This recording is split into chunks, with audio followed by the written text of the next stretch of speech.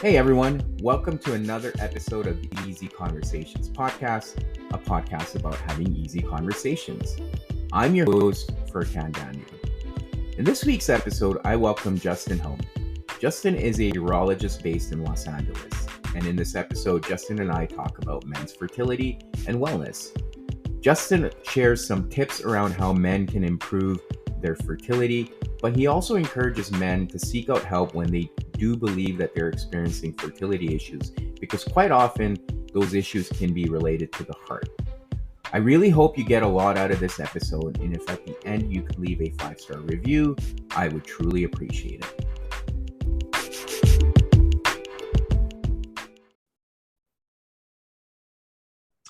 All right, Justin, welcome to the Easy Conversations podcast. Thank you for joining today. Super grateful for you to take the time and give me this opportunity to have the conversation today. But before we get started, I want to give you an opportunity to introduce yourself and some of the work you're doing, if you don't mind sharing, and where you're located. Yeah, thank you. Thank you for inviting me and allowing me to participate in this. So my name is Justin Houman. I'm a reproductive urologist and men's health specialist in Los Angeles.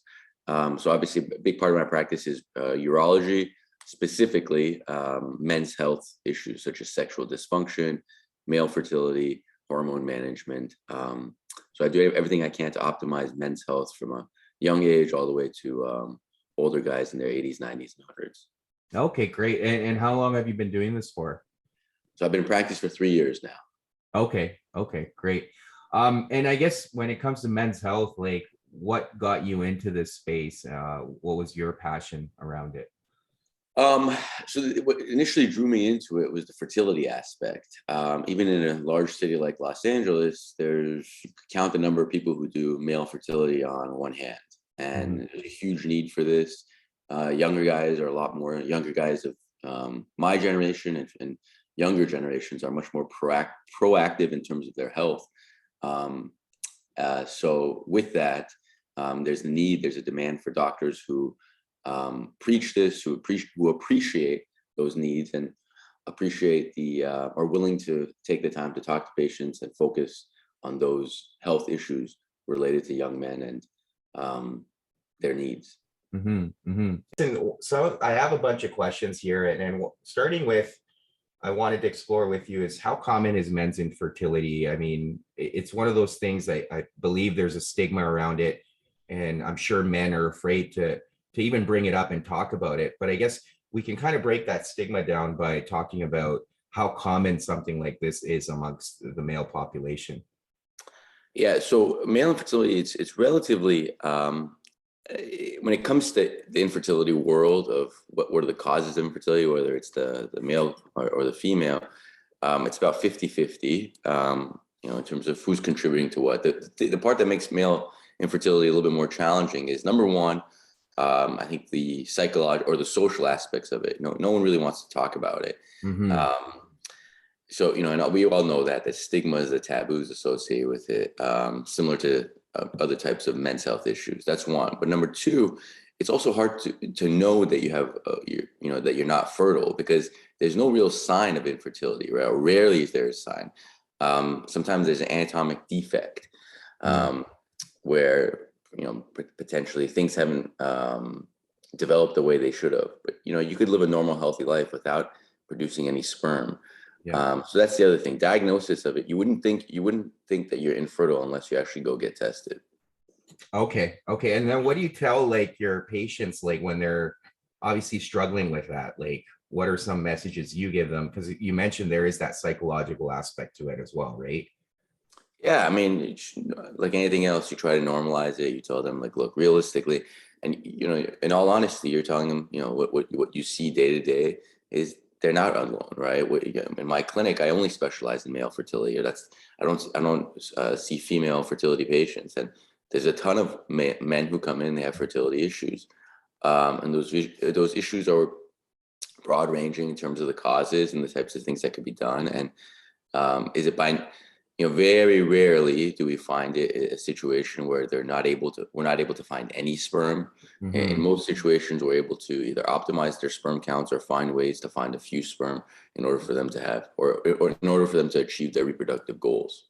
Gotcha. Okay. And what are some things men can do to optimize the sperm count? I know you've been talking about that quite a bit lately on your page, but what are some things men can do? Yeah, a lot of that question depends on what the cause is, right? So once you find out the cause of it, then you could appropriately, once you diagnose the cause of the infertility, you could appropriately treat it. But generally speaking, if I could say a couple things, for all guys, it's the same thing that's good for your heart is good for your sperm, right? So eating right, a nice, well-balanced diet of leafy greens, lean proteins, complex carbohydrates, sleeping, getting at least 7 hours of sleep, exercising. If you're able to exercise, if you're able to get your heart rate to anywhere from 60 to 80% of your max capacity for 15 to 20 minutes a day, or max heart rate, excuse me, for 15 to 20 minutes a day, that's going to be good for your heart, which is good for your testicles. It's good for testosterone levels. It's good for erections. It's good for your sperm as well. And then the other one, this is something that I see day in and day out actually, is testosterone replacement therapy is actually not good for your sperm, right? It kills your body's natural ability, or it temporarily, what it does is it halts your body's ability to produce sperm while you're on testosterone replacement therapy. And I think a lot of clinics haven't told guys that. And I see a ton of guys who come in, they're like, I've been on testosterone for a couple of years now. I have no sperm. What's going on? And in many ways, it's an easy fix. It just takes some time. But those are broad concepts, if I could tell anybody. Yeah, fair enough. And that's interesting. Like I've heard a lot about men either getting testosterone if they're bodybuilding, or just if they feel they're suffering with less of it. So what you're saying is that's obviously going to impact their sperm count if they're putting that into their body. Yeah, exogenous testosterone, whether you're doing the creams, gels, injections, pellets, whatever it is, during that time while you're on that, your body the sperm production goes down. Okay. I guess coming back to the whole issue of men's health, like what are some of the things that you're doing in this space to either bring awareness or kind of improve some of the things that men are doing in their lives? Like, do you mind sharing a little bit of that? Yeah, I mean, I guess the main thing, especially when I initially started, the main thing I always wanted to preach with this was that men's health. First of all, what guys are experiencing when it comes to sexual dysfunction. So if you're having erection issues in your 20s, if you're having fertility issues in your 20s and 30s, these things, or if you're having low testosterone issues as a young guy, these things are way, way more common than you think. And I think a big part of the reason why guys in general, and this it's a bigger picture thing, and I think you could probably talk about this on your podcast, is guys are just, there's a taboo, there's a stigma associated with seeking help for issues that are associated with masculinity, erections, testosterone, fertility. These are all things that, we're men, we should never have an issue with these. But I mean, my practice is built on this, right? And I'm one of a few people here in Los Angeles who do this. So I could tell you that in a big city like this, it's incredibly common, and anywhere in the world, it's very common to have these issues. So what I would say is this: is if you are experiencing these issues, typically erections and fertility, it's kind of the check engine light sign that comes on. So if you are experiencing these issues, obviously, don't be scared to seek help. Don't be fearful of it, because it is common. But more importantly, this could be a sign of something, related to your heart potentially, right? Let's say your cholesterol levels are elevated at a young age. You have diabetes, high blood pressure, and rather than delay, if you treat that when you're in your late 20s or early 30s, it becomes a hell of a lot easier to treat, and the long-term damage is a lot, it's shortened. So you're not causing. You're basically preventing this from becoming a chronic disease into your 40s, 50s, and 60s. Yeah. And then I guess we've talked about a little bit of treatment. Is there any other thing you want to talk about in terms of expanding on what treatment could look like? Yeah. So let's say there's a hormonal abnormality. Some guys, they have low testosterone levels and they have low fertility, or the sperm counts aren't great. There's ways in which we could naturally boost your testosterone levels And by doing that, by naturally boosting those testosterone levels, we're helping the sperm production, maturity, all the things that are important to the sperm life. We're able to help with that. So that's if you have a hormonal abnormality. Let's say you have a varicocele, and a varicocele is like it's varicose veins of the testicles. The testicles are very temperature sensitive, and when you have these dilated veins around, it increases the temperature. What that does is it causes problems with the quality of the sperm. So there's a surgery that we can do. I do it under a microscope, called a varicocelectomy. And what we do is we isolate those veins that are dilated, isolate them, tie them off, and make sure that they're not having any of that backflow, where it's increasing the temperature. So that's another solution if guys are experiencing infertility with a varicocele. Other times, their guys are producing sperm, but they're just not coming out, right? There's sperm's in the testicle, it's not coming out. Either they had a vasectomy in the past, sometimes they have a very poorly developed vas deferens, which is the tube that carries the sperm from the testicles to the outside world. In those situations, we'd have to actually go there directly into the sperm through a small incision, extract the sperm out, and then use those sperm for typically IVF with their female counterpart. Okay. And I know you wanted to talk a little bit about testosterone. Like, do you want to expand on some of that, and especially around fertility?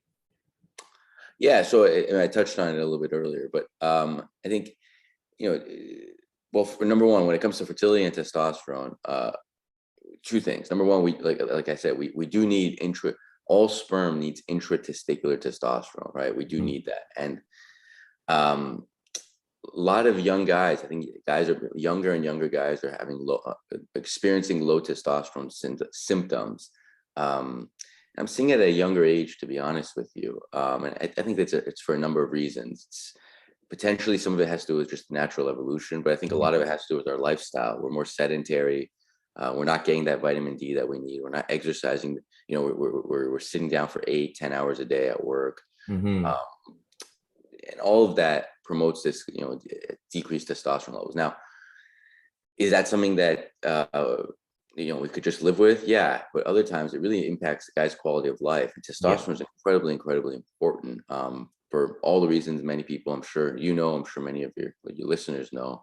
It's important in our quality of life, the way we perceive the world, our mood, our sleep, our erectile function, our sexual desires, exercise, or even the way our body looks, our confidence. So there's many ways in which we could boost testosterone levels.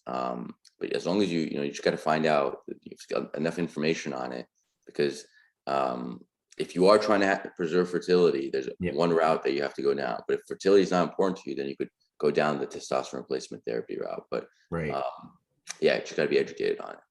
Okay. And I think you touched on a little bit of how we can boost testosterone, but it's very similar, like you said, right? Like it's like how you would take care of your own physical health or and your heart. So and I guess you touched on diet as well. The other thing I wanted to touch on is the impact of drugs and smoking. Is there any correlation between those choices and your fertility and testosterone production, sperm count? Yeah, definitely. Now, we don't have a lot of, when it comes to tobacco smoking. I'm not too familiar if there's any direct study looking at cigarette smoking and testosterone levels, but just think about it, right? If those, essentially what it does is it decreases blood flow, or it could long-term impact the blood flow that goes to the testicle. And less blood flow means less function. And the testicle does two things: testosterone and sperm. So if you're not getting that blood flow in, this, theoretically, or testosterone levels and sperm production could be impacted negatively. It won't be a positive impact.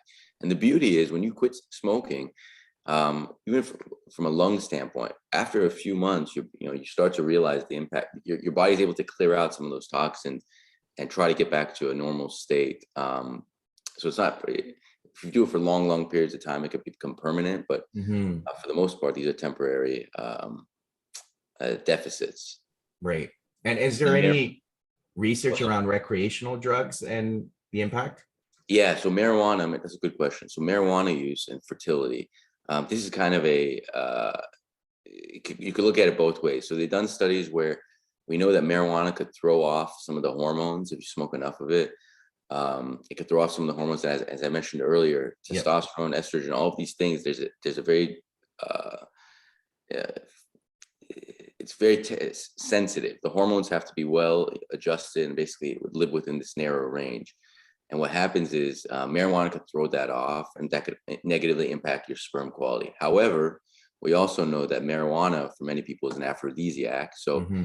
if they are smoking, if it does lead to more episodes, more frequent intercourse, that could obviously increase your reproductive chances.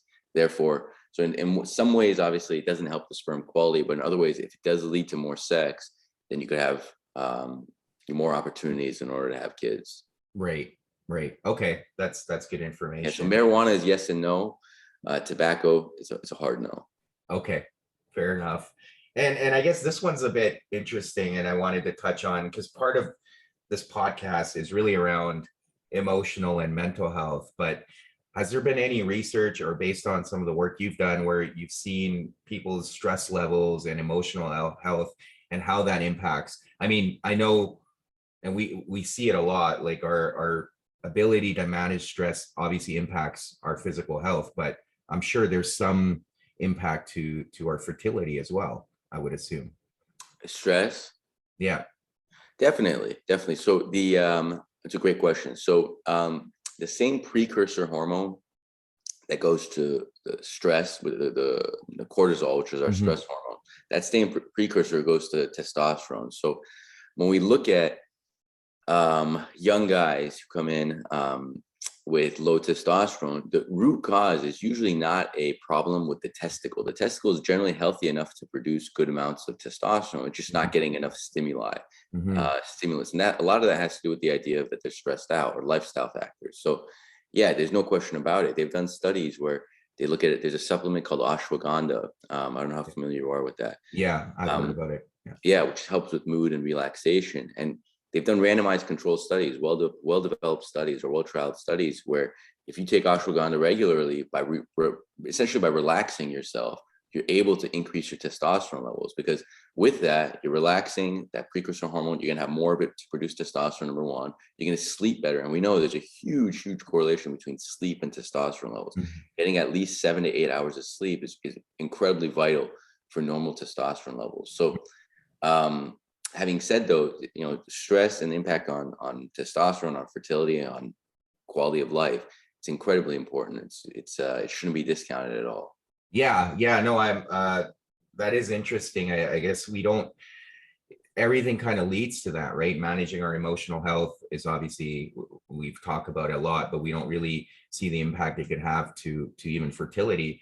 And sleep is definitely an important piece that I think we often undermine. So I'm glad you mentioned that. I guess as we get to the end here, like I wanted to touch on like what are some determinants of male fertility, whether it's, you've touched on hormonal, but I wanted to touch on like maybe we'll start with genetic. Are there any genetic determinants when it comes to male fertility? Yeah, great question. There's probably, you know, there's probably hundreds of thousands of genes that control male fertility. In modern 2022 medicine, we can only test for four of them. We only know four that we can test for. And those are genetic tests. It's a blood test that we can do to see where you fall on this spectrum, if you will. Um, there's a lot of things about infertility, both from the male and female standpoint, that we still don't know. Mhm. But the good thing is that we have options. Even if very rarely do I see a guy who comes in who has a genetic condition that completely excludes them from ever having a child. Mhm. um, there's always a chance of going into the testicle and searching for those sperm, essentially, looking under a microscope, not necessarily seeing the individual sperm, but you're seeing the healthy tissue around it. By Yeah. extracting it, by mincing that tissue and looking under a microscope, there's always a chance of finding anywhere from 1 to 10 sperm that could potentially be used for IVF. But the genetic component, And this is a tough one for guys. It's a tough one to deal with because it's you're dealt a hand, and unfortunately you have to play the hand that you're dealt. There's very little that when you have a genetic condition that's causing infertility, it's nothing that you did. It's essentially genetics.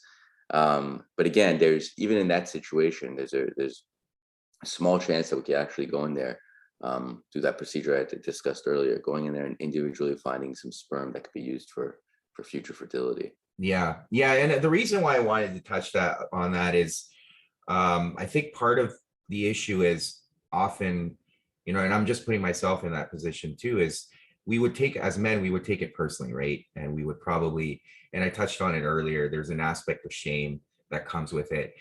But to your point, if it's genetic, it's not really something that you did, or it's almost like, it's not your fault. It's just like you said, it's the card you're dealt, and or the cards you're dealt, like, and it doesn't make it easier, but at least there is treatment around it. Yeah, I mean, there's some. I don't want to say that there's always going to be a way to find sperm, but in some, it depends on the situations. Obviously, it's hard to paint this with broad brushstrokes here, but in some situations, there's ways in which we could potentially go in there and find sperm. But yeah, like you said, you're dealt a hand. You're dealt a hand.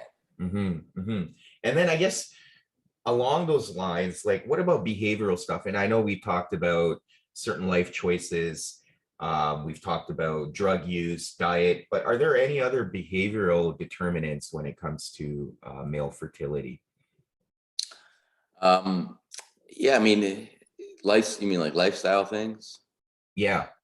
Yeah. So the lifestyle. So the other one is, and this is something I should have mentioned earlier, is, and this is one that's pretty common, is essentially anything that increases your testicular temperatures or increases temperatures in that groin area is not good for your fertility. So laptops on the lap, which are incredibly common, right? Yeah. Putting laptops in your lap for long periods of time. As I mentioned, the testicles are very temperature sensitive. So by increasing that temperature for 20, 30 minutes every day, that could decrease your sperm quality. Cell phone use, right? Putting the cell phone in that front pocket, even that, I try to tell guys, try not to do that. If you can, either, put it out, when you're sitting down, leave it on a desk or put it away from you, put it, try to keep it as far away from you as possible during those times where you're sitting down. Saunas, steam rooms, jacuzzi. Here in Los Angeles, hot yoga, a lot of guys do that. So those types of things could decrease sperm quality. I've had guys who have come in who they're essentially trying to have children, and they come in, they do a semen analysis, they have very few sperm. You ask them what they're doing. They're sitting in a jacuzzi for 15, 20 minutes a day. But yeah, the temperature around the testicles, that's a big one too. So obviously be mindful if you are trying to have a child, or you are trying to conceive soon, be mindful of the fact that those types of things could decrease sperm quality. Yeah, that's interesting you mentioned that. I'm glad you did, because the cell phone one also, like, it drives me nuts, because often I do it myself, but even like if I'm driving or I'm sitting, I'll put it between my legs, and big no sounds like. I could see you shaking your head.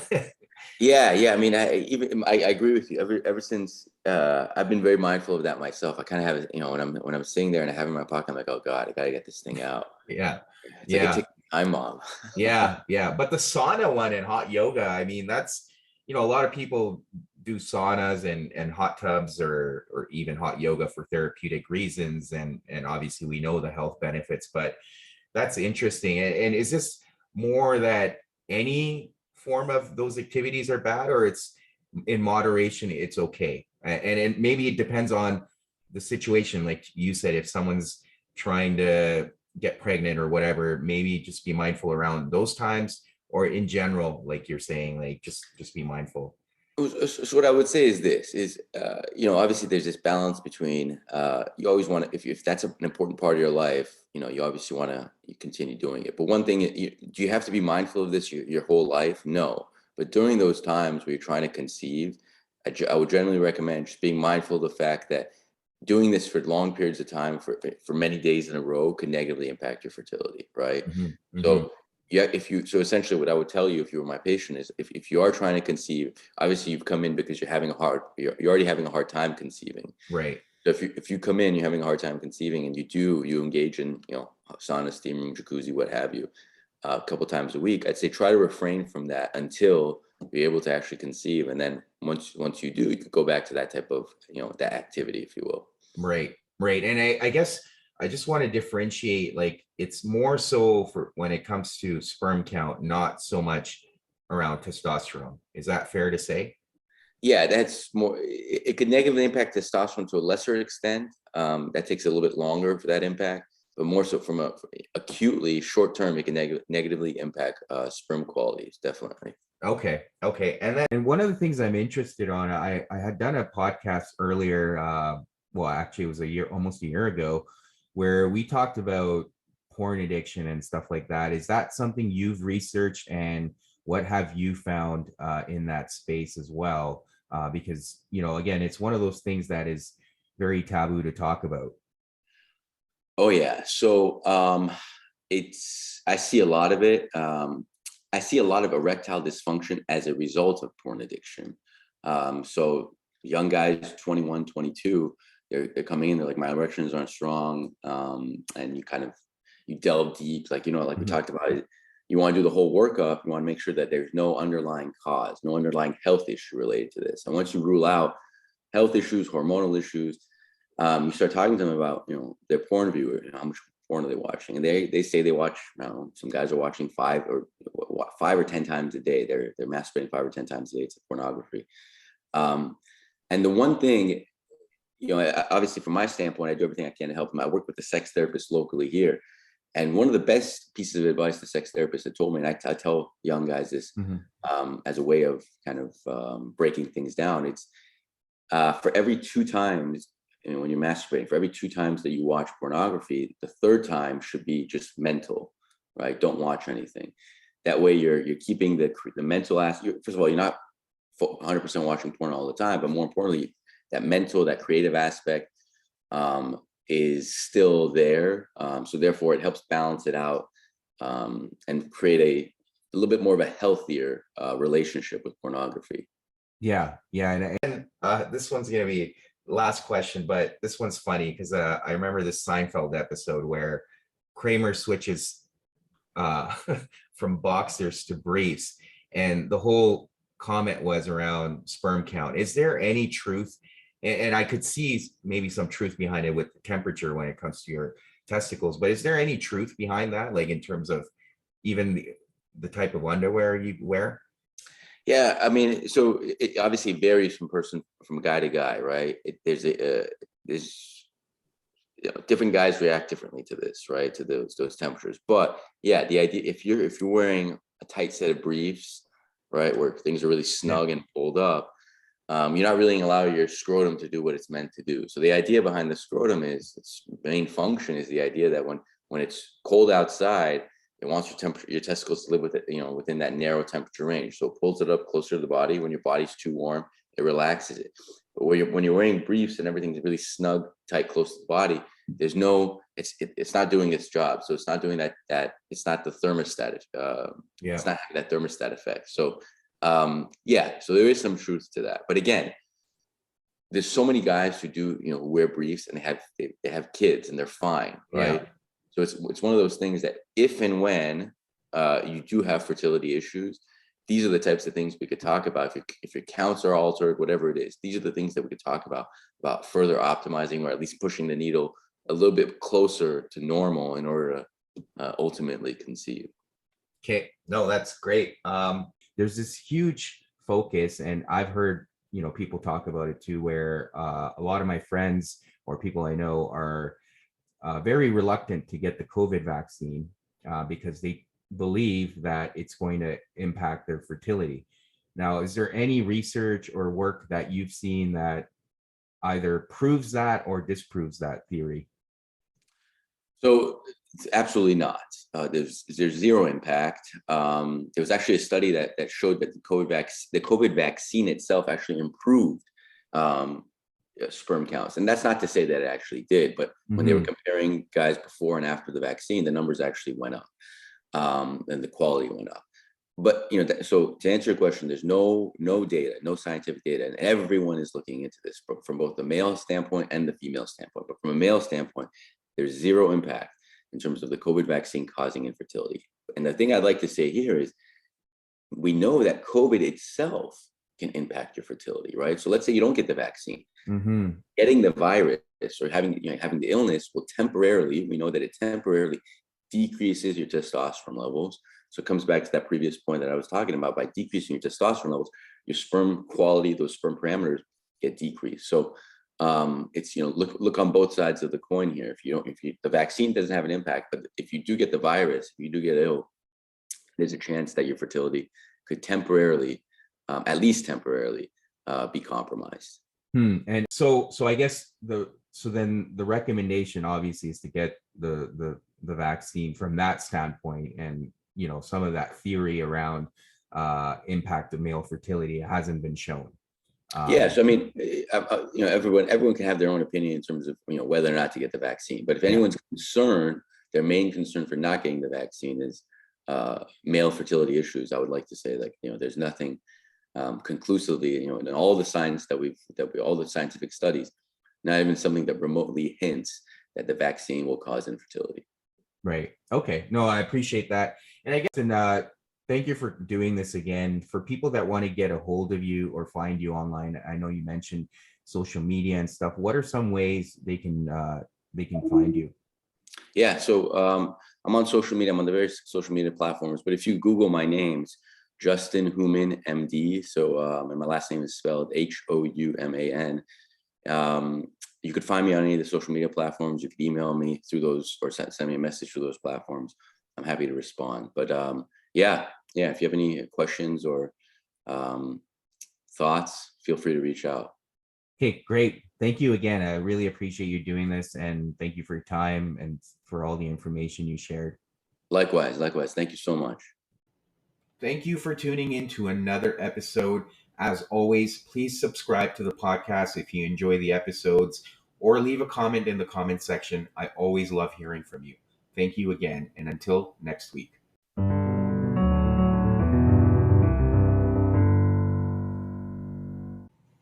Hey everyone, welcome to another episode of the Easy Conversations podcast, a podcast about having easy conversations. I'm your host, Furkan Dania.